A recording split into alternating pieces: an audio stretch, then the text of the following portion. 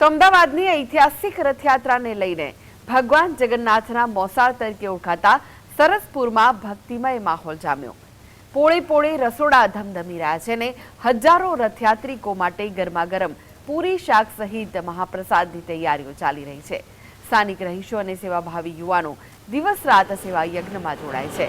નાયબ મુખ્યમંત્રી હર્ષ સંઘવીએ પણ સરસપુરની મુલાકાત લઈ સ્વયં રસોડામાં સેવા આપી અને આ અનોખી પરંપરાને બિરદાવી। તેમણે જણાવ્યું કે વરસાદ પડે તો પણ લોકો પોતાના ઘરના દરવાજા ભક્તો માટે ખોલી દે છે। સેવા, સમર્પણ અને સંસ્કૃતિનું જીવંત પ્રતીક બની સરસપુર રથયાત્રાના ભવ્ય સ્વાગત માટે સંપૂर्ण તૈયાર હોય છે।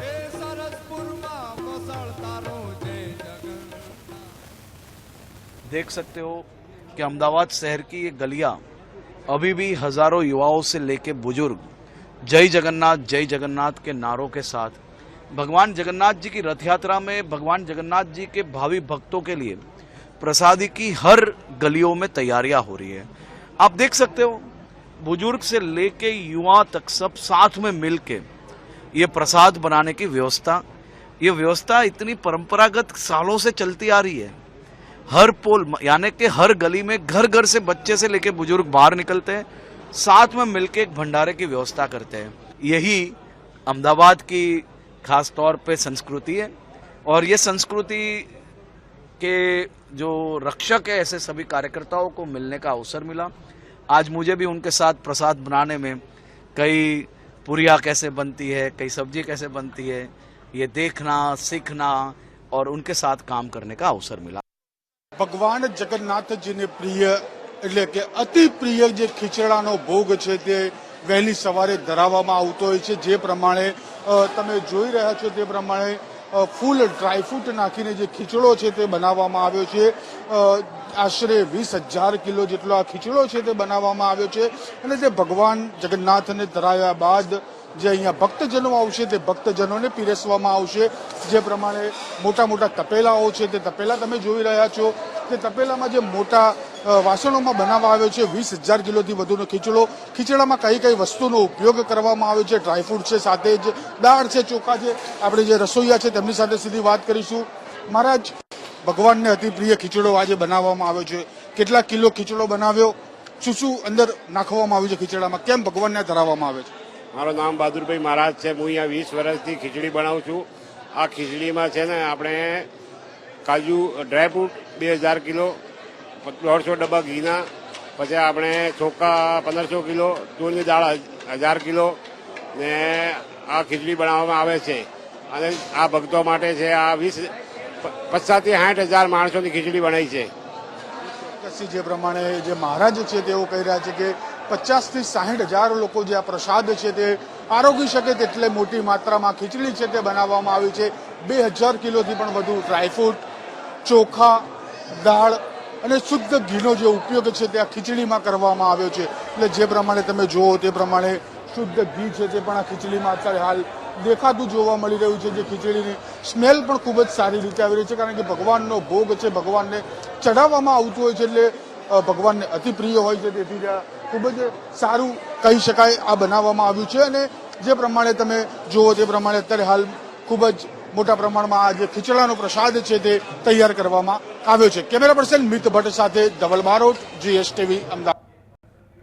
તો આજે ભક્તિનો સંગમ છે તેની સાથે સાથે ભોજનનો અને પ્રસાદનો પણ આ સંગમ છે, કારણ કે જળયાત્રાથી શરૂ કરીને જે આ યાત્રા શરૂ થતી હોય છે, જે પ્રસંગો શરૂ થતા હોય છે, જળયાત્રાના દિવસે પણ ભંડારાનું આયોજન કરવામાં આવતું હોય છે અને ત્યારબાદ જે વિધિઓ કરવામાં આવતી હોય છે ત્યારે સાધુ સંતોને ભક્તોને જમાડવામાં આવતા હોય છે અને દરેક પ્રસાદનું વિશેષ મહત્વ છે।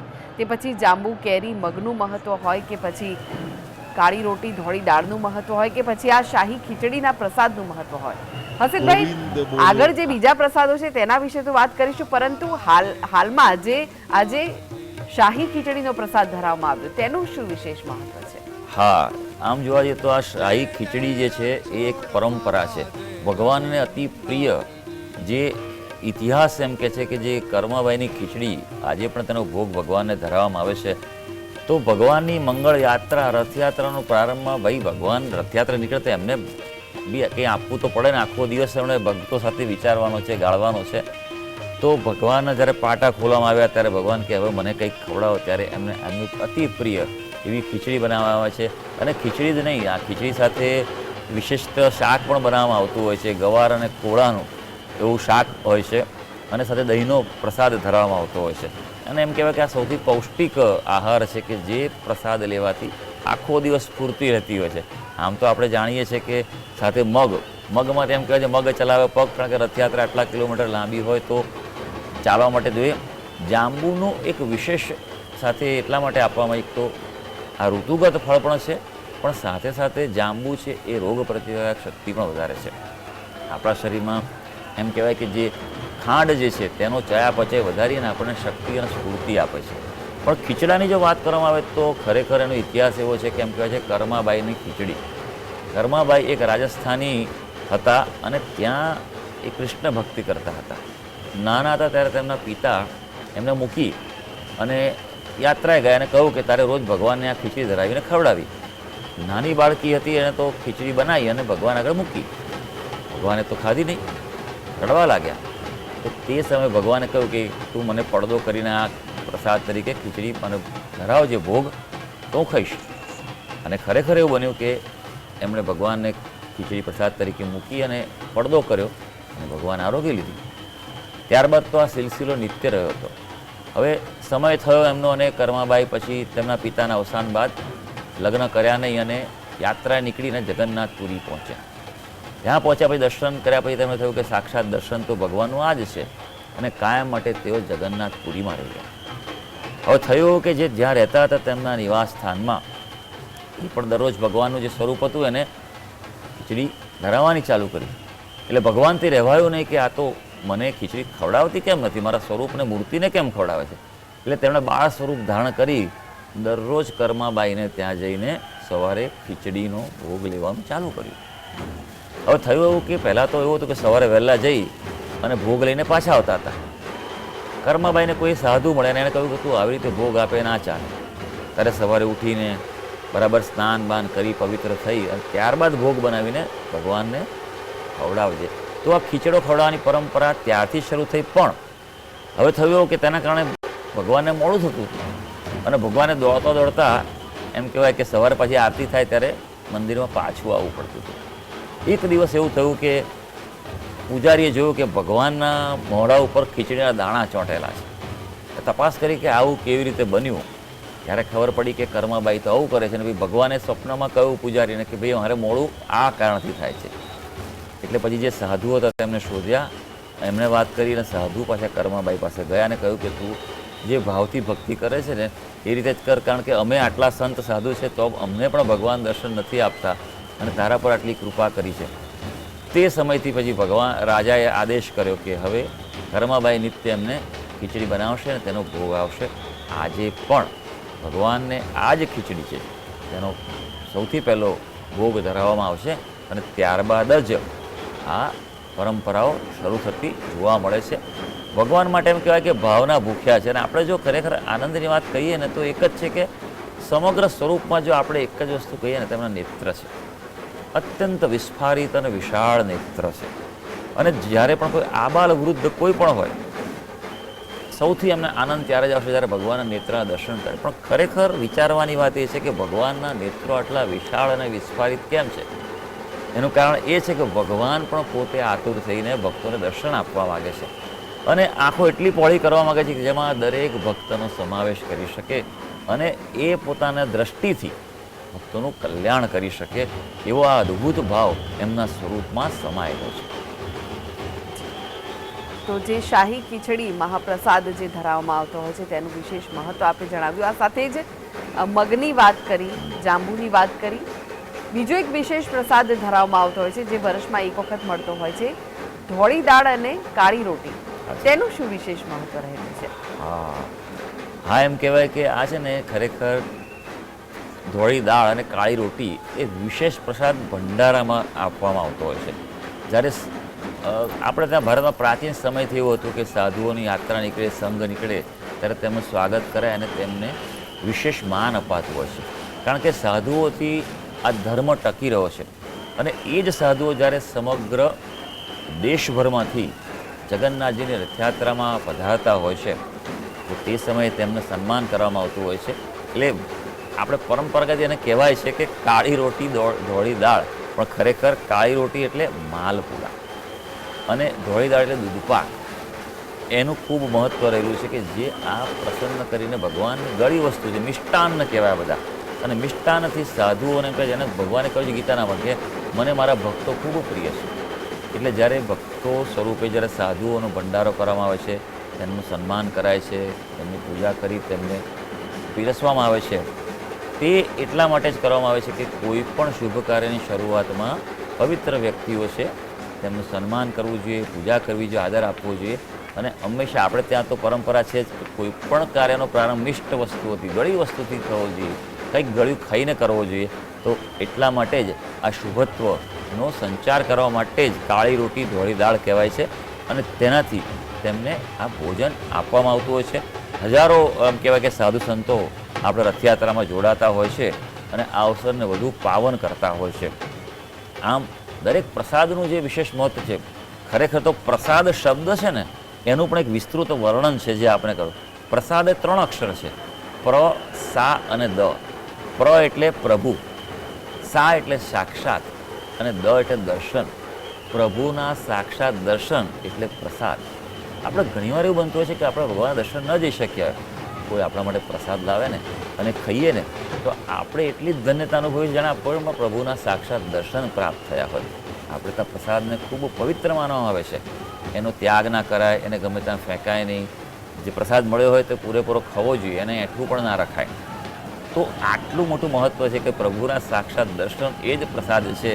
અને રથયાત્રામાં તો આપણને પ્રભુના દર્શન પણ થતા હોય છે અને પ્રસાદ પણ મળતો હોય છે. આ એક મોટો સુભગ સમન્વય કહેવાતો હોય છે. અને આ જ બધી વાતો પ્રસાદની રહેતી હોય છે. આમાં એક બીજી વાત પણ તમને કહું તો ભગવાનની પાનની પરંપરા પણ ચાલતી હોય છે. ભગવાન જગન્નાથજીના મંદિર ત્યાં એક પ્રભુદાસ કરીને એક પાનવાળો હતો. એ જોયે કે ભગવાનને બધી જ વસ્તુ ખવડાવવામાં આવે છે, ખીચડી ખવડાવાય છે, બીજા ભોગ ધરાવાય દરેક પ્રકારનું, પણ તેમને પાન કેમ નથી આપતા એ મનમાં ભાવ થયો. અને બીજા દિવસે તેના ત્યાં 2 દિવ્ય યુવક આવ્યા અને કીધું તમે મને પાન ખવડાવો. એમને જોઈને મુગ્ધ થઈ ગયો કે આવું દિવ્ય સ્વરૂપના યુવકો મારે ત્યાં કોણ છે, અને એ જ પાન ખવડાવ્યું. આ પરંપરા રોજ ચાલી. પછી એને કોકે કહ્યું કે ભાઈ તું એમને કેમ પાન ખવડાવ્યું, મૂલ્ય કેમ નથી લેતો? તો એક દિવસ એમણે કીધું પેલા યુવકોને કે ભાઈ તમે અમને મૂલ્ય તો આપો. એટલે કે અમારી પાસે મૂલ્ય ધન છે કશું નહીં. ત્યારે પ્રભુદાસે એમ કહ્યું કે તો તમારું આ વસ્ત્ર છે મને આપી દો. એટલે ભગવાને જે ઉપરનું ઉપવસ્ત્ર જે એમનું હતું એ કાઢીને આપી દીધું. તો બન્યું કે મંદિરમાં પૂજારી પૂજા કરવા આવ્યા અને જોયું કે ભગવાનનું આ ઉપવસ્ત્ર જ ગાયબ છે. આ તો અમૂલ્ય ઉપવસ્ત્ર છે, ક્યાં ગયું? રાજાએ સૈનિકોને બોલાયા, કર્મચારી બોલાયા અને ગુસ્સે થયા અને કીધું કે બધાને દંડ કરવામાં આવશે કે ભગવાનનું આ કેવી રીતે ગાયબ થયું. પછી ભગવાને જે ત્યાંના મહંત હતા તેમને સ્વપ્ન આપ્યું અને કહ્યું કે આવું થયું છે અને મારા ભક્તને ઉપર ખુશ થયો છું. પછી તેમણે પ્રભુદાસજીને બોલાવ્યા. પ્રભુદાસજીને કહ્યું કે હા મારી પાસે આ વસ્ત્ર છે. એમણે ભક્તિભાવપૂર્વક પાછું ભગવાનના ચરણોમાં અર્પણ કર્યું. ત્યારથી પ્રજા છે કે ભગવાનને ભોજન બાદ પાનનું બીડું પણ ધરાવવામાં આવતું હોય છે.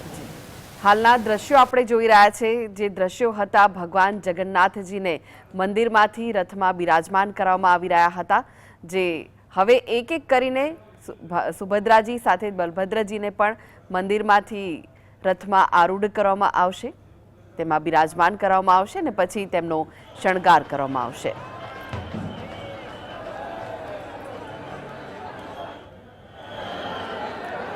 તો જ્યારે નગરચર્યાએ ભગવાન નીકળતા હોય છે તે પહેલાંની આ તમામ વિધિઓ છે.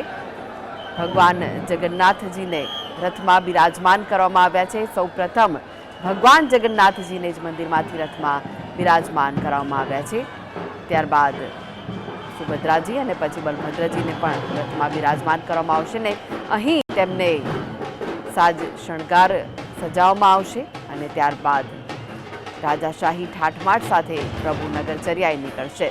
આજનો અષાઢી બીજનો એક એવો દિવસ જ્યારે ભગવાનના દર્શન તમે મંદિરમાં નહીં કરી શકો, પરંતુ ભક્તોની ગલીઓમાં કરી શકશો. ભક્તો જ્યાં રહે છે, જ્યાં મહોલ્લામાં રહે છે, ગલીમાં રહે છે, ત્યાંથી ભગવાન પસાર થતા આપને જોવા મળશે અને ત્યાં આપ ભગવાનના દર્શન કરી શકશો.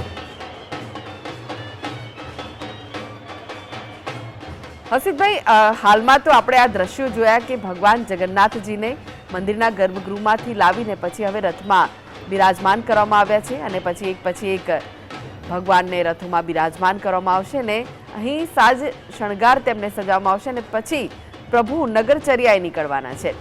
આપણે ભક્તોની વાત કરીએ, કારણ કે દરેક વિધિઓ હોય તેમાં ભક્તોનો ઉત્સાહ આપણને જોવા મળતો હોય છે. हम गोता से आ रहे हैं 12:30 बजे गोता अहमदाबाद गोता से. यस,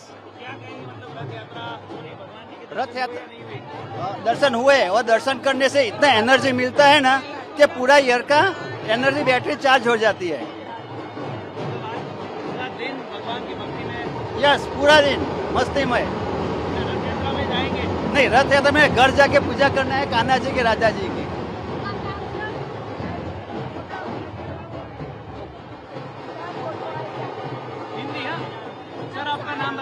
पटेल देवांग किरण भाई. 149वीं रथ यात्रा आयोजित हो रही है. इतनी सुबह बड़ी तादाद में लोग यहाँ पर लंबी कतारें लगाकर दर्शन करने के लिए पहुंचे हैं. कितना उत्साह है, क्या कहेंगे सर? बहुत ज़बरदस्त है. मेरा जन्म शाहपुर में हुआ है और मैं रह रहा हूँ घाटलोड़िया में, लेकिन मैं हर साल और बहुत अच्छी तरह से आनंद लेते हैं सब लोग और सब लोग मज़े में है सब. भगवान के दर्शन हुए? हाँ, हो गए, दर्शन हो गए सर. क्या माहौल देखिए, क्या लग रहा है? बहुत बढ़िया, बहुत आनंद हुआ. चलो, जय जगन्नाथ. बोलो जय जगन्नाथ माया. बोलो जय जगन्नाथ.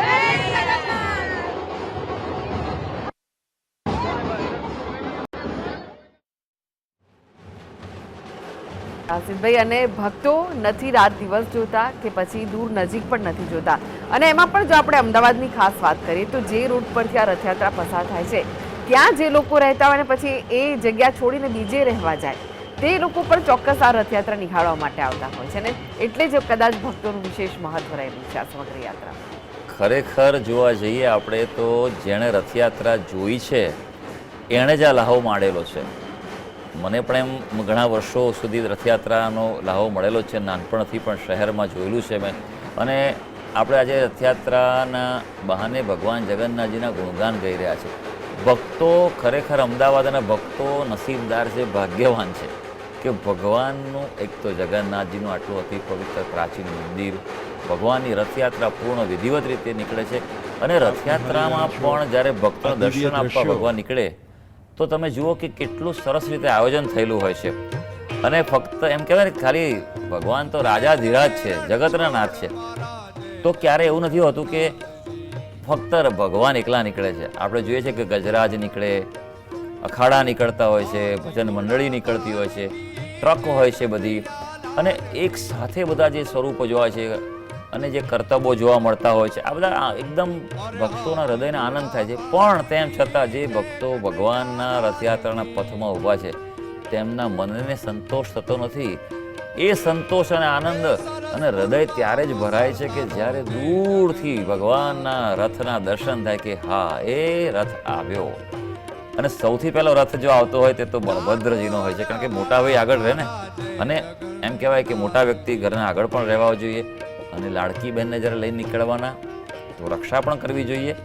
એટલે બંને ભાઈઓની વચ્ચે એમની લાડકી બહેન ખૂબ જ સુંદર શણગાર સજ્જ, જે આપણે જોઈ રહ્યા છે અત્યારે કે તેમના મૂર્તિ સ્થાપિત કરશે અને તેને પછી શણગાર કરશે, તો એટલું દિવ્ય હોય છે. એ શણગાર સાથે નીકળતા હોય છે અને છેલ્લે ભગવાન કે બસ હવે તમારી આતુરતાનો અંત આવી રહ્યો છે, નિહાળી લો મને. ભક્તોની પણ એમ કહેવાય કે ભક્તિ, ભગવાને કહ્યું છે કે મને ભક્તો સૌથી વિશેષ પ્રિય જેવું ભગવાને ગીતામાં કહ્યું છે. અને આ તો એમ કહેવાય કે એવો લાહવો છે કે ઘર બેઠા ભગવાન દર્શન આપે છે. એટલા માટે એવું છે કે ઘણા વ્યક્તિઓ છે જે શહેરમાં રહેતા હતા વર્ષો પૂર્વે, અને એમણે જે આ ભગવાનની યાત્રાનો દર્શનનો લાહવો માણ્યો છે એ વર્ષ માણવા માટે આવે જ, એમાં કોઈ બે મત નથી હોતો. પણ તેમ છતાં મંદિરમાં પણ જો પરિસરમાં આપ પહોંચો તમને લાગશે નહીં કે તમે આ સંસારમાં છો, જાણે તમે દિવ્ય ધામમાં હો ભગવાનના, એવો જ અનુભવ થાય છે. ભગવાનની ઉર્જા એટલી હોય છે, ભક્તિ એટલી હોય છે અને વિશિષ્ટ દ્રશ્યો આ આપણે જોઈ રહ્યા છે કે ભગવાનની મૂર્તિ આ તમે વિશ્વમાં ક્યાંય લાવો નહીં મળતો હોય કે આવી રીતે ભગવાનની મૂર્તિને સ્પર્શ કરીને લાવવામાં આવતી હોય છે. અને ભગવાનને આપણે ત્યાં તો જો કે પરંપરાઓ બધી અલગ અલગ થતી હોય છે.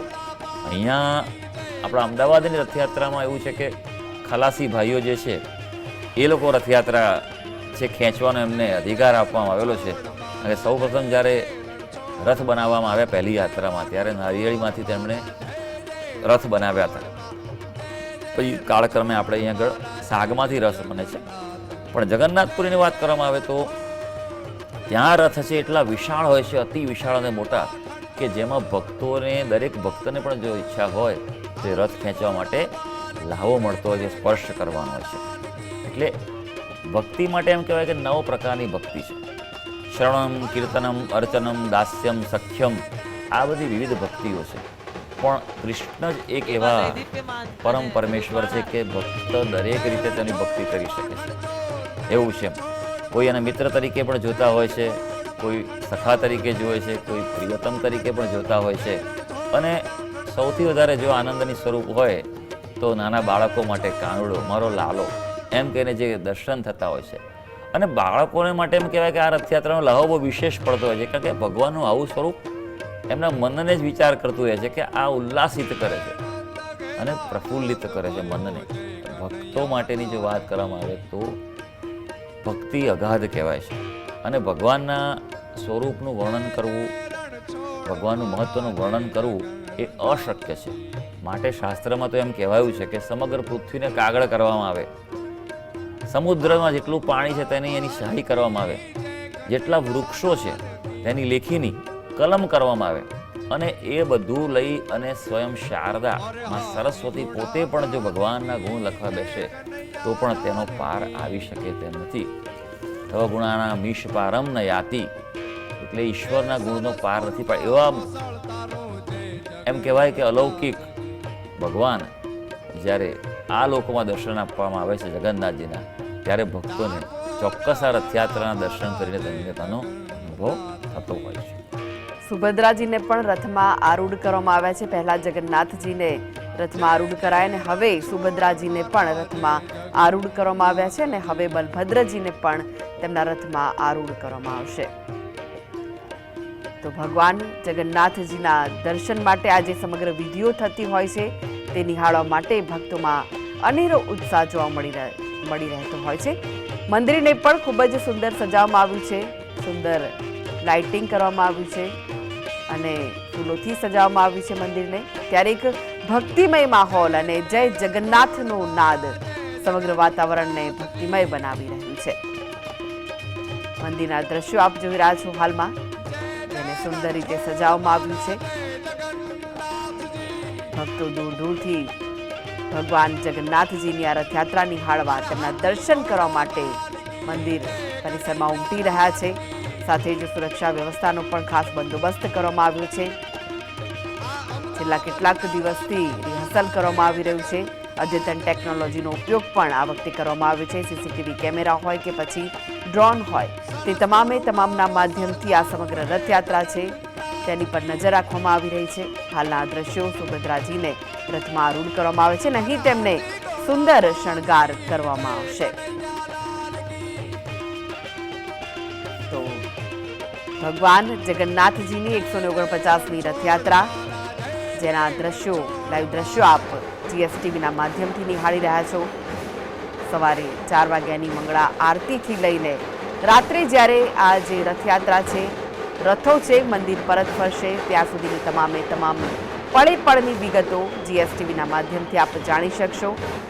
હાલના લાઈવ દ્રશ્યો, જે મંદિર પરિસર છે ત્યાં ભક્તોનું મહેરામણ છે, સાથે જ રથો લાવવામાં આવ્યા છે. ગઈકાલે જ રથોને મંદિર પરિસરમાં લાવી દેવામાં આવ્યા હતા. રથોનું પૂજન થયું હતું, ગજરાજોનું પૂજન થયું હતું અને જે પરીક્ષણ કરવામાં આવતું હોય છે મેડિકલ, તે ગજરાજોનું પરીક્ષણ પણ કરવામાં આવ્યું. અને હાલના દ્રશ્યો જગન્નાથજીને રથમાં બિરાજમાન કરાવવામાં આવ્યા છે અને હવે સુભદ્રાજીને પણ રથમાં બિરાજમાન કરવામાં આવે છે. હવે બલભદ્રજીને રથમાં બિરાજમાન કરવામાં આવશે અને ત્યારબાદ તેમને સાજ શણગાર સજાવવામાં આવશે. પછી મુખ્યમંત્રી ભૂપેન્દ્ર પટેલ આવશે અને તેઓ જે પહિંદ વિધિ છે તે કરશે અને ત્યારબાદ આ રથયાત્રાનું પ્રસ્થાન થશે. સૌપ્રથમ ગજરાજોનું પ્રસ્થાન થશે, કારણ કે ગજરાજોને ગણેશ સ્વરૂપ માનવામાં આવે છે ને એટલે જ રથયાત્રા પહેલા તેમનું પૂજન પણ કરવામાં આવતું હોય છે ને સૌપ્રથમ ગજરાજો પ્રસ્થાન કરશે.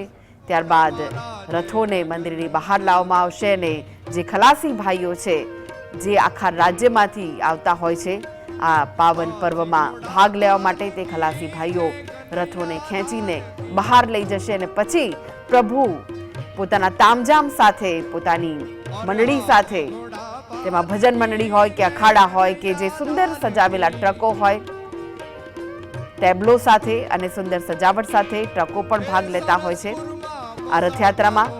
તેની સાથે શાહી ઠાઠમાઠ સાથે ભગવાન નગરચર્યાએ નીકળશે અને પોતાના ભક્તોને દર્શન આપશે. તો જે ગલીમાંથી ભગવાન પસાર થતા હોય છે ત્યાં ભક્તોની ભીડ ઉમટતી હોય છે, કારણ કે ભગવાન આજે તેમને દર્શન આપવા આવી રહ્યા છે. અનેક જગ્યાએ આ રથયાત્રાનું સ્વાગત પણ કરવામાં આવતું હોય છે. રથયાત્રા જે 16 કિલોમીટરનો લાંબો તેનો રૂટ છે તેના પર આગળ વધશે અને પછી મોસાળ પહોંચશે. મોસાળમાં પણ ભગવાનને મોસાળું ચડાવવામાં આવશે, મામેરું તેમને ચડાવવામાં આવશે અને ત્યાં ભોજન ગ્રહણ કર્યા બાદ થોડો વિસામો લીધા બાદ ફરી એકવાર આ જે નગર યાત્રા છે તે આગળ વધશે પોતાના રૂટ પર અને પછી સાંજે નિજ મંદિર પરત ફરશે. તો હવે બલભદ્રજીને પણ રથમાં આરૂઢ કરવા માટે લઈ જવામાં આવી રહ્યા છે. 149મી રથયાત્રા, જેના લાઈવ દ્રશ્યો આપ GSTVના માધ્યમથી નિહાળી રહ્યા છો. ઢોલ નગારાના નાદ સંભળાઈ રહ્યા છે. જય જગન્નાથનો નાદ સમગ્ર મંદિર પરિસરમાં ગુંજી રહ્યો છે અને સમગ્ર વાતાવરણને ભક્તિમય બનાવી રહ્યો છે. ત્યારે એક પછી એક ભગવાનને રથોમાં બિરાજમાન કરવામાં આવી રહ્યા છે અને પછી મુખ્યમંત્રી દ્વારા પહિંદ વિધિ કરવામાં આવશે. હસીતભાઈ, આ જે રથો છે, જે અલગ અલગ રથ છે ત્રણેય ભગવાનના, તેનું અલગ અલગ નામ પણ છે, ત્યારે આ રથોનું શું વિશેષ મહત્વ રહેલું છે? હા, રથની જ્યારે વાત નીકળી છે ત્યારે રથ શબ્દ છે ને તેનો અર્થ થાય છે કે ગતિમાન કરે તે, આગળ વધારે તે. અને રથ જે છે એની વિશિષ્ટ રચના આપણે આદિકાળથી જોઈ રહ્યા છે કે જ્યારે રાજાઓ પણ રથમાં જ હતા. આ તો રાજાઓના રાજા જગન્નાથજી છે અને રથોનું વિશેષ મહત્ત્વ છે, તેનો રંગ છે, તેનો આકાર છે અને તેની ઊંચાઈ છે. આપણે પણ જોઈએ છીએ કે અહીંયા ઉપસ્થિત 3 જે રથો જે છે કે જેમાં ભગવાનની સવારી નીકળવાની છે અને દબદબાભેરા રથયાત્રા થવાની છે. સૌથી અગત્યની વાત એ પણ છે કે ભગવાન કૃષ્ણ જે છે જગન્નાથજી સ્વરૂપે વિરાજમાન થાય છે અને તેમનો જે રથ છે તે નંદી ઘોષ નામથી ઓળખાય છે. એટલે દરેક જે રથ છે તેનો વિશેષ પર્યાય આપવામાં આવ્યો છે. તો બલભદ્રજી છે તેનો રથ તાલધ્વજ કહેવાય છે અને સુભદ્રાજી છે તેમનો રથ દર્પદલન તરીકે ઓળખાય છે.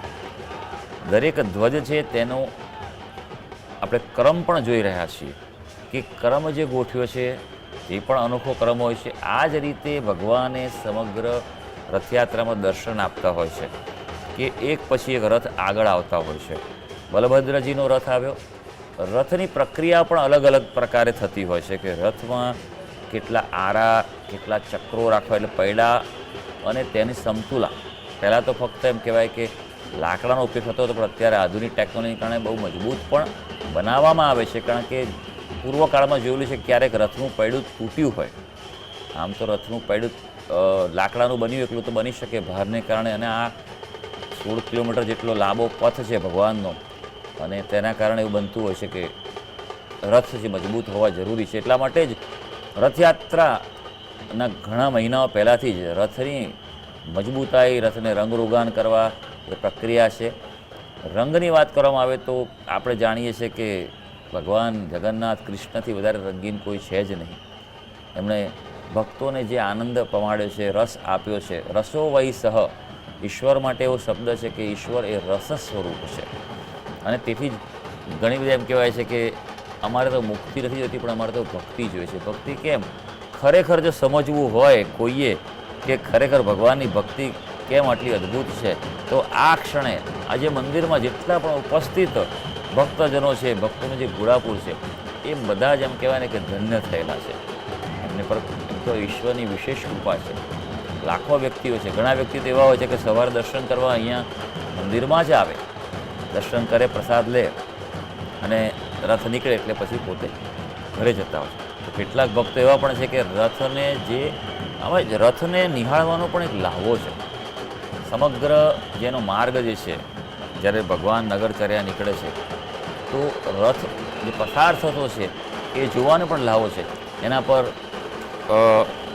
ભગવાન પર અભિષેક કરવામાં આવે છે, લોકો ફૂલો ઉછાળે છે, અમુક દ્રવ્યો ઉછાળે છે. અને અત્યારે જો કે સુરક્ષાને કારણે એવું બનેલું છે કે કેટલાક લોકોને નજીક જવા દેવા નથી હોતા. પણ પહેલાંના સમયમાં એવું હતું કે રથ જ્યારે નીકળે ને તો રથયાત્રામાં નજીક જઈને પણ ભક્તો જઈ શકતા હતા. રથયાત્રામાં પ્રસાદ સ્વરૂપે ઉપરણા આપવામાં આવે છે, જાંબુનો પ્રસાદ, કાકડીનો પ્રસાદ આપવામાં આવે છે. આ રથની સાથે જોડાયેલી જ અદ્ભુત બાબતો છે અને એટલા માટે જ રથયાત્રા કહેવામાં આવે છે. અને આ જે રથયાત્રા એ સમગ્ર વિશ્વનો શું કહેવાય સૌથી શ્રેષ્ઠમાંનો એક તહેવાર છે. તો વિશ્વનો સૌથી શ્રેષ્ઠ તહેવાર એટલે આ રથયાત્રા, 149મી રથયાત્રા જે આજે નીકળવાની છે અને રથયાત્રાનું પ્રસ્થાન થાય તે પહેલાંની જે તમામ વિધિઓ છે તે થઈ રહી છે. ત્રણે ભગવાનને રથોમાં આરૂઢ કરવામાં આવે છે. સુંદર રીતે આ રથોને પણ સજાવવામાં આવ્યા છે, કારણ કે રથમાં બિરાજમાન જગતનો નાથ થયો છે જગન્નાથ, અને આ રથમાં બિરાજમાન થઈને જ તેઓ નગરચર્યાએ નીકળવાના છે. ત્યારે બસ થોડી ક્ષણોની હવે રાહ જોવાઈ રહી છે કે જ્યારે સીએમ આવશે અને પછી પહિંદ વિધિ કરવામાં આવશે. એવું કહેવાય છે કે આ જે વિધિ છે તે જગન્નાથપુરીથી અહીં ચાલી રહી છે. જગન્નાથપુરીમાં જે રાજા છે તે આ વિધિ કરતા હોય છે અને એટલે જ રાજ્યના રાજા મુખ્યમંત્રી કહેવાય છે. એટલે ગુજરાતમાં પણ આ વિધિ મુખ્યમંત્રી કરતા હોય છે. હસીબભાઈ, કઈ કથા જોડાયેલી છે આની સાથે? પહિંદ વિધિ જે કરવામાં આવતી હોય છે, પહિંદ વિધિ એ મૂળ જે આપણે ત્યાં ભારતમાં જે મુખ્ય રથયાત્રા જે જગન્નાથજી, ત્યારબાદનું મહત્ત્વની રથયાત્રા આપણી અમદાવાદની એટલા માટે છે કે અમદાવાદની રથયાત્રા પણ એટલી જ પરંપરાગત રીતે જે મૂળ જગન્નાથજીની રથયાત્રાના ઉત્સવો છે તે પ્રમાણે જ આપણે પણ પરંપરા અને સંસ્કૃતિને જોડી રાખેલી છે. એટલે જ આપણને પણ કદાચ કોઈ જો જગન્નાથપુરીની રથયાત્રાએ ગયું હોય ત્યાં અનુભવ થાય છે એવો જ દિવ્ય અનુભવ અમદાવાદની રથયાત્રામાં પણ થતો જોવા મળી શકે છે. આપણે અનેકવિધ વિધિઓ છે અને ભક્તોને ખૂબ જ એમ કહેવાય કે આનંદ થાય તેવું છે, કારણ કે આ બધી લીલા છે ભગવાન.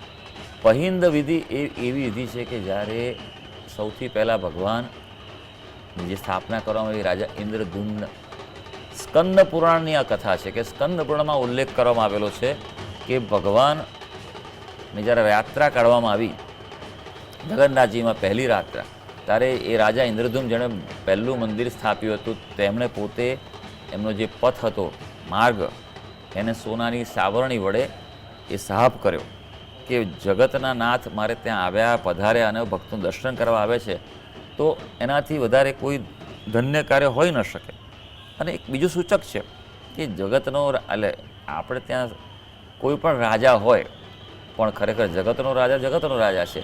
એટલે રાજા પણ એવી અભિલાષા સેવે છે કે ભગવાન તમારા ચરણોમાં હું સેવા કરું તો તમે બધા નગરજનો પર, નાગરિકો પર હંમેશા તમારું કૃપા રહે, રક્ષણ રહે, કલ્યાણ રહે. અને એ જ વિધિની પરંપરા આપણે ત્યાં છે, કારણ કે હવે ભારતમાં હા એટલું ખરું જગન્નાથપુરીમાં આજે પણ જે રાજાના વંશજ જે છે, રાજવી છે, તેમના જ હસ્તે આ પ્રક્રિયા થતી હોય છે. હસીબભાઈ, એટલે કહેવાનું મને એવું થાય કે આ વિધિ એવું દર્શાવે છે કે રાજા અને રંક, કોઈ ભેદભાવ ભગવાનના ચરણોમાં નથી રહેતા. કોઈ ગરીબ માણસ હોય તે પણ ભગવાન માટે સમાન છે અને પછી ઘણા બધા પૈસા હોય તેની પાસે, ઘણો અમીર હોય તે પણ સમાન છે. હા, તો ભગવાનને આમ જોવા જઈએ આપણે કે કોઈના કંઈ સમૃદ્ધ છે, પૈસાદાર છે કે તેની પડી નથી હોતી. ભગવાન તો એ જોઈએ છે કે તમારો ભાવ શું છે, તમે શું સેવા કરી શકો છો. અને એ જ છે કે આપણે પણ અહીંયા પરંપરા વર્ષોથી રહેલી છે કે જે મુખ્યમંત્રી હોય તે અહીંયા સેવા આપે. આપણને એ વાતનો ગર્વ પણ છે કે અત્યારે હાલમાં જે આપણા પ્રધાનમંત્રી છે તેઓ પણ જ્યારે તે સમયે મુખ્યમંત્રી હતા ત્યારે તેમણે પણ જગન્નાથજીની આ રીતે સેવા કરી હતી અને કદાચ એવું લાગે છે કે એમના જ આશીર્વાદથી જ આ જગન્નાથજી અમને આજે પ્રધાનમંત્રી બનેલા છે. અને આજે આપણે એ પણ જોઈએ છે કે મંગળા આરતીમાં આપણા ભારત દેશના ગૃહપ્રધાન અમિત શાહ પોતે પણ આવતા હોય છે. અને ગૃહપ્રધાનની રક્ષા ખરેખર એ જ કામ છે કે દેશની આંતરિક સુરક્ષા રહે. તો એ જ દર વર્ષે સવારે વહેલી સવારે 4 વાગે પોતે ઉપસ્થિત થઈને ચરણોમાં મને લાગે છે એ જ વિશેષ પ્રાર્થના કરતા હશે કે ભગવાન આટલા વર્ષથી તમે સાચો છો, તમે હજુ વર્ષ સાચવજો અને તમારા ચરણોમાં બધા નતમસ્તક થઈને પ્રાર્થના કરીએ છીએ. જે થાય વિધિ, આમ તો કહેવાય કે ભગવાનની વિધિ કોઈ પૂર્ણ રૂપે કરી શકતું જ નથી. એટલે ભાવે અભાવે જેટલું થાય એટલું કરી અને નમસ્કાર કરો એટલે પૂર્ણ જ વિધિ થયેલી ગણાતી હોય છે. જી, તો ભગવાન બલરામ, જગન્નાથજી અને બહેન સુભદ્રાજીને રથમાં બિરાજમાન કરવામાં આવ્યા છે અને પહિંદ વિધિ બાદ રથયાત્રાનું પ્રસ્થાન થશે. બસ મુખ્યમંત્રીની રાહ જોવાઈ રહી છે ક્યારે તેઓ આવે ને પછી આ પહિંદ વિધિ કરવામાં આવે. રથયાત્રાને લઈને ભક્તોમાં પણ એક અનેરો ઉત્સાહ જોવા મળી રહ્યો છે. જય રણછોડ માખણ ચોર, જય જગન્નાથનો નાદ સમગ્ર મંદિર પરિસરમાં સંભળાઈ રહ્યો છે.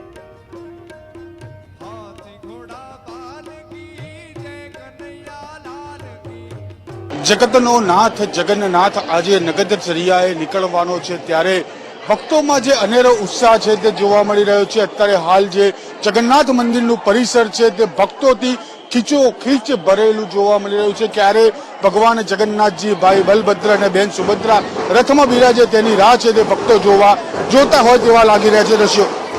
બેન, આજે રથયાત્રાનો પર્વ, ભગવાન રથમાં બિરાજીને નગરચર્યા નીકળશે, કેટલો આનંદ કેટલો ઉત્સાહ મંદિરે આવ્યા છે? બહુ જ ખૂબ જ આનંદ છે અને ખૂબ જ ઉત્સાહ છે. અમે અહીંયા રાતના 1-2